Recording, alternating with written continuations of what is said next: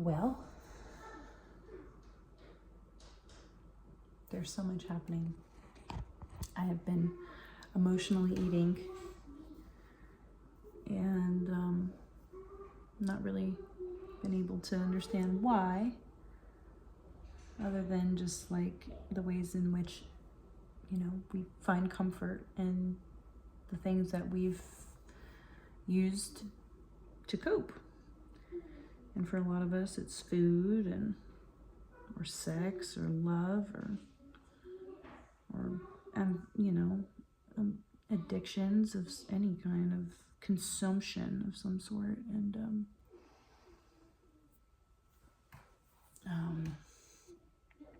because I've been doing deep work, a lot of the times when we do deep work, there's these tendencies that we can watch and how we cope with the pain of it, when you make strides in consciousness or through your own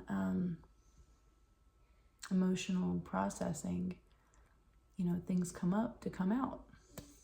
And there's been a lot of energetic movement over here, I think, on the planet. I think it's all a representation of the macro. There's a lot of things going on. There's a lot of things being stirred up to move itself out. And I'm enjoying the sounds of children in the background, and I hope you enjoy it too. This might be a short one, but I've just been going through a lot, and I think that, yeah, babe.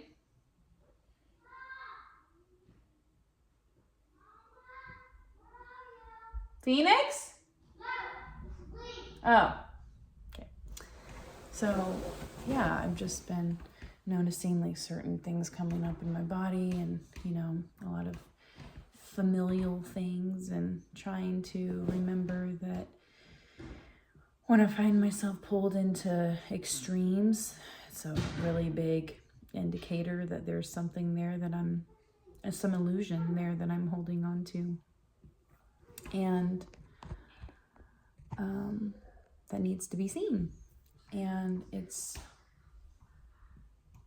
emotional, extremes and being faced with deepest triggers. It can bring up a lot, but there's always something more to see, especially when you're triggered. It's like, oh, I'm seeing something through a filter right now. Okay. Well, I believe and trust that there's something more that I could see here that I don't see and I haven't seen. So let's go there. And I'm willing to see. So it will be shown to me in some way, shape, or form. And I think it's kind of hard to talk about publicly, but I think there's been like some relational things that are surfacing up now to kind of like move through. And because I think I have like an inherent distrust in life and in people because of how I must have been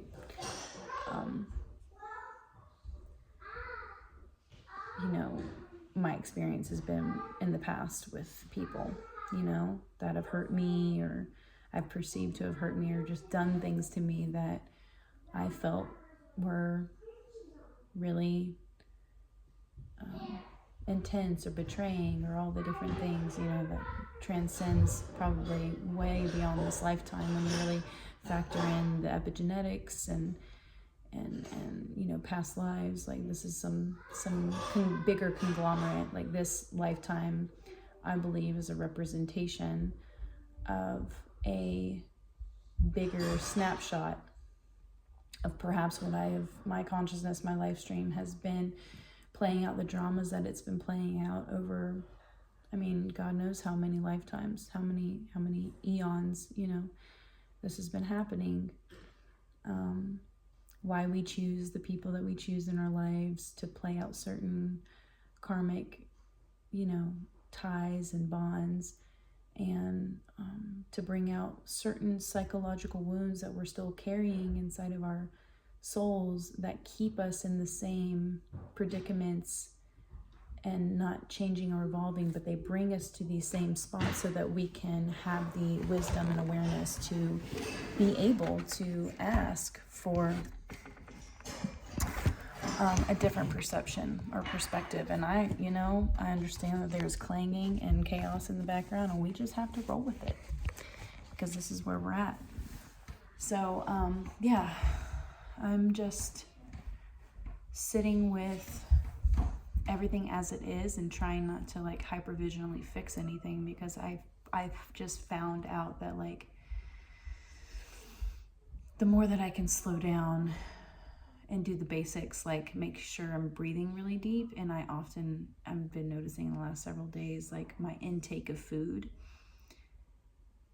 and how it affects my breathing. And I wonder how long I've been living with my breathing impaired because of how I have been subconsciously like sucking in my stomach for a long time. And like the separate selves or the programs or the parts that are tied up with like body image things and how superficial that is, like when you really think about it, how superficial it is. But it's also, when you think about it, like it points to something deeper, like these superficial issues or woes that we have internally around like jealousy or envy or body image stuff. It points to something way deeper. Like, do you really, like for example, to think about body image stuff and to think about jealousy and to think about like that on a superficial level is what is something, but to go deeper to what that can mean for perhaps someone's like survival or just like the emotional stability or well-being of someone that perhaps has gone through needing to hyper focus on those things to ensure a level of power that they have, perceived power that they have in their ego in a situation and a relationship dynamic, to be able to feel that they are important or worthy of, it's a type of control, a type of manipulation. And this isn't good or bad, but it's like when you take in the fallen consciousness or take in the illusions of this world, the separation, the duality, and you play the game, you take on a level of, illusions and wear that as a mask and your ego. And so you identify with certain things, like you identify as a woman who is a beautiful woman who looks a certain way, and so you want to keep that image up because it gives you a certain level of power. So, but what happens when that goes away? Like, who are you beyond that? Like, so I've been sitting with this for a long time. Since I pretty much had my child, my consciousness has drastically changed. And I was faced with all these questions of like something that my identity was wrapped around with in the superficial sense on this planet Earth, like the way society has been structured and set up by the fallen beings and the fallen consciousness to reinforce into our beings of what is valuable, what is important, what is statistically beautiful or socially accepted as beautiful. It's just like, well, who am I really beyond what you see and what is perceived as a standard of beauty? Like, who am I really? Is my sense of worth going to consistently be intrinsically and extrinsically wrapped around some standard that's been defined by someone else, something else that has nothing to do with like the soul that I am? And like, what am I really here for? Am I really here on this earth to live up to some outer projection and standard? And it makes you think. It makes you think, like, what are we really here for? If I'm really here to transcend these last separate selves, these parts, these programs, like,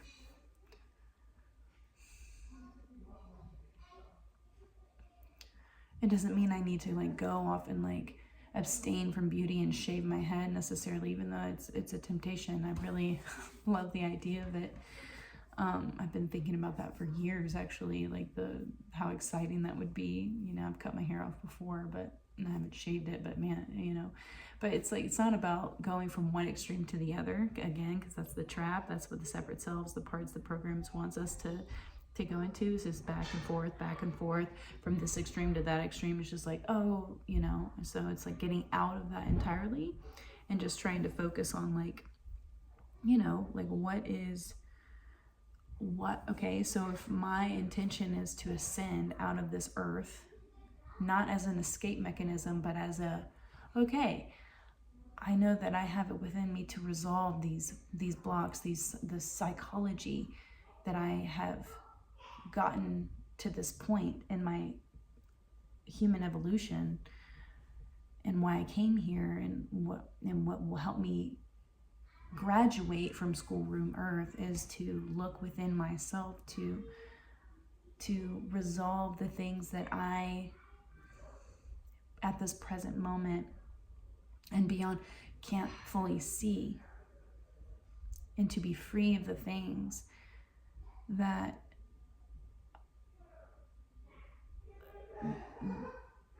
enslave me and that capture me and keep me here, you know?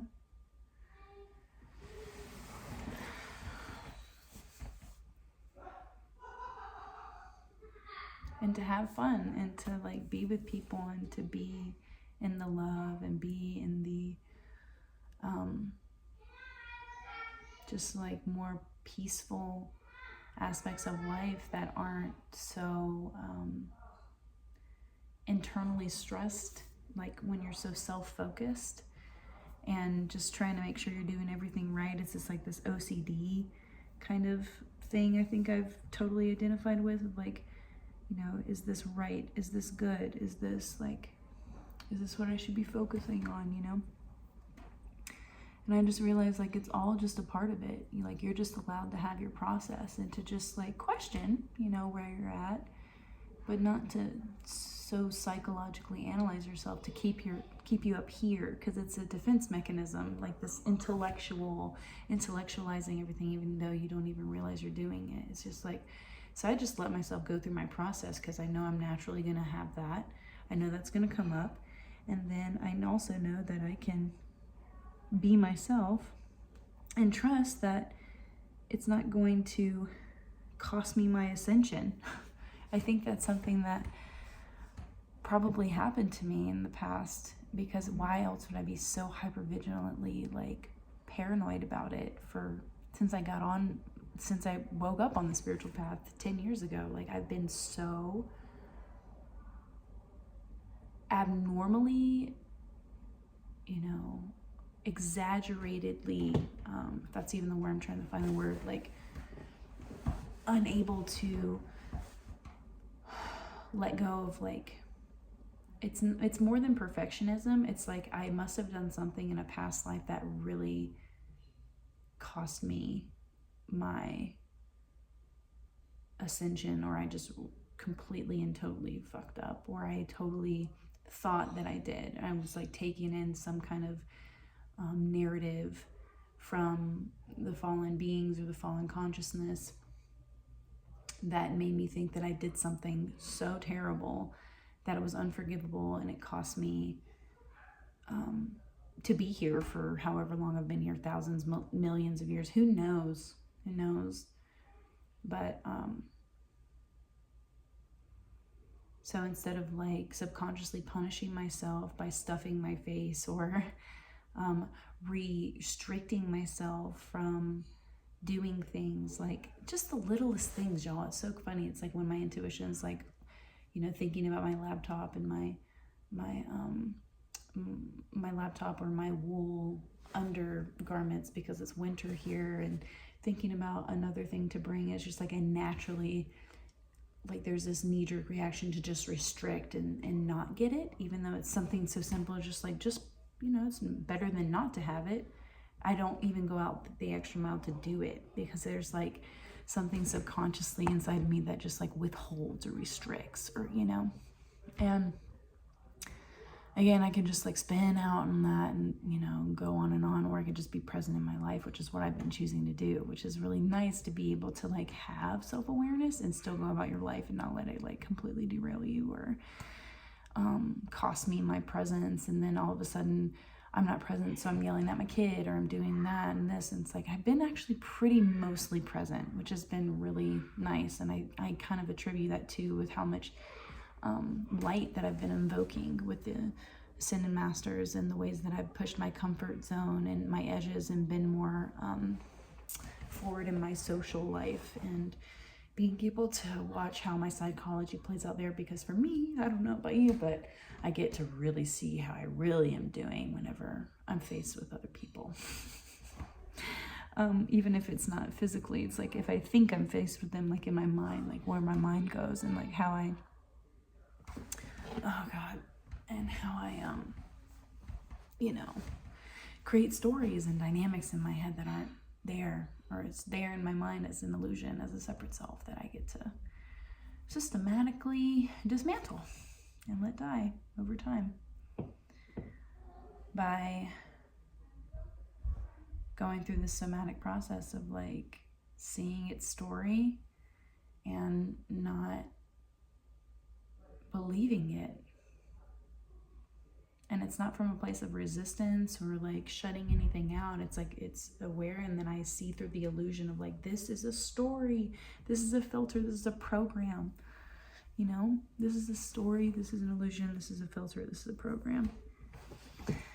And I don't say it with my mind. It's like, it's not an intellectual thing necessarily. It's like it's a presence, a present awareness thing. So, wow, 17 minutes. Cool.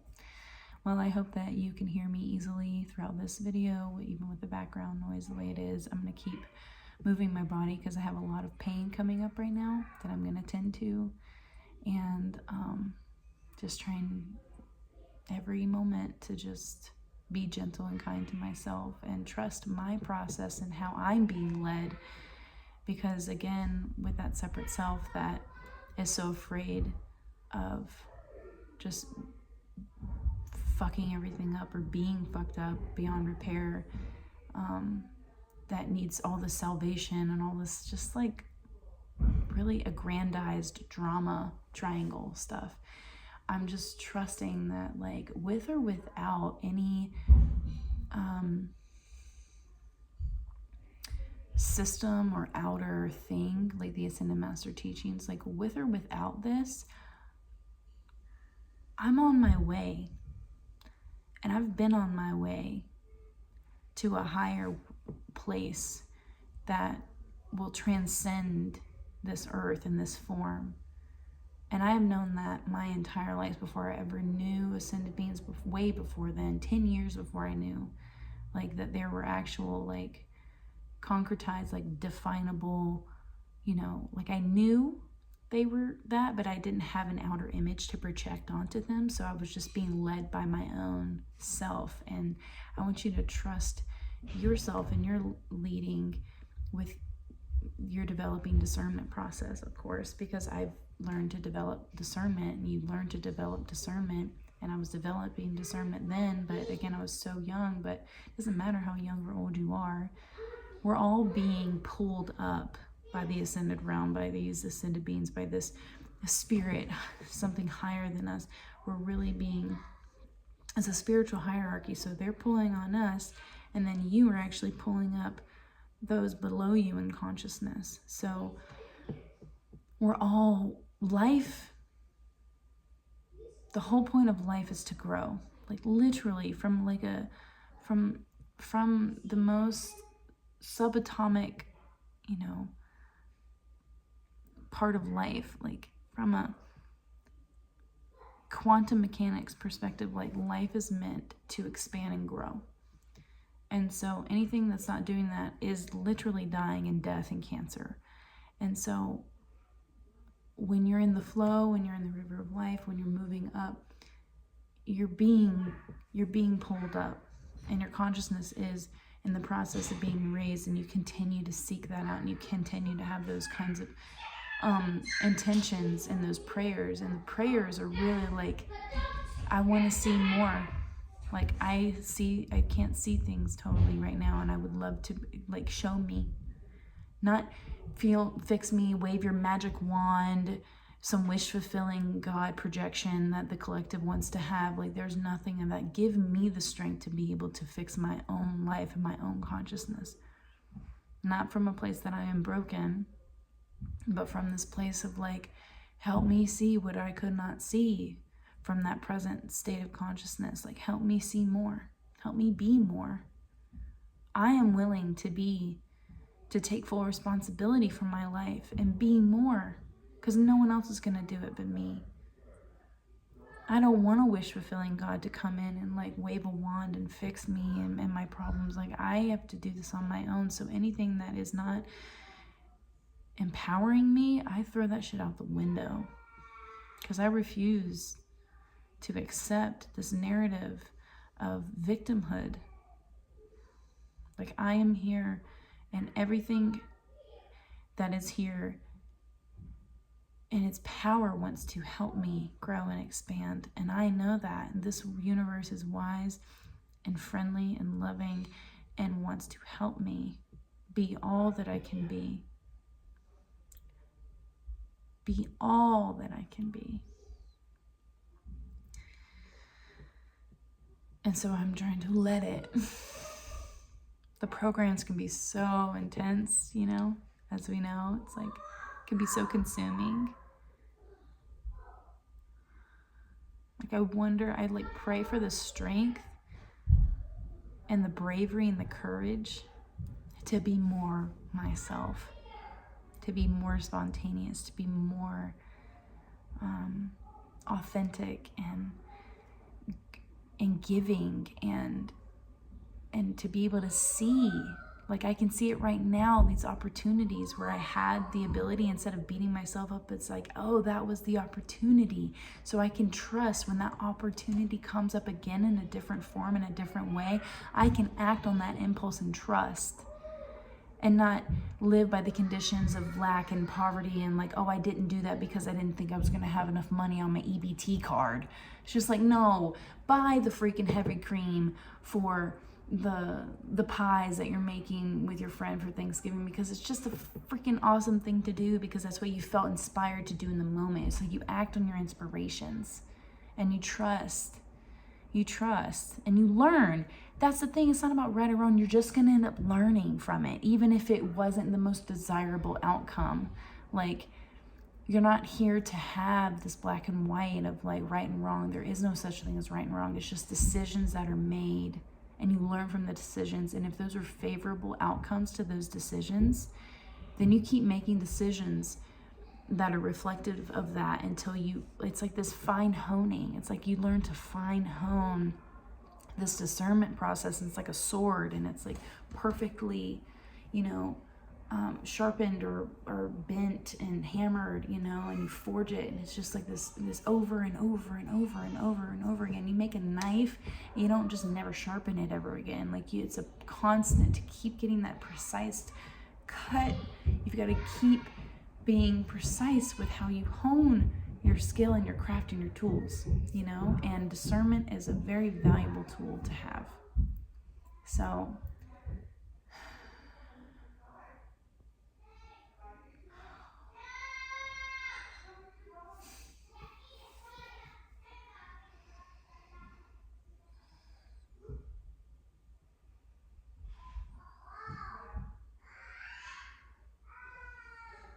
you're safe, you're provided, you're for, you're protected, you're on your way, and you're gonna get there in your own time and the pace that you want to go at.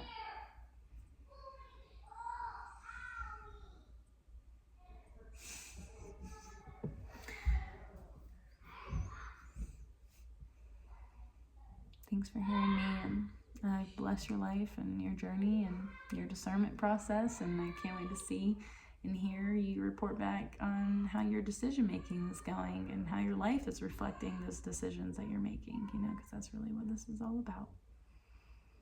Bless it, and bless the journey, bless our becoming, Bless these children. Bless our inner children. Talk to you soon.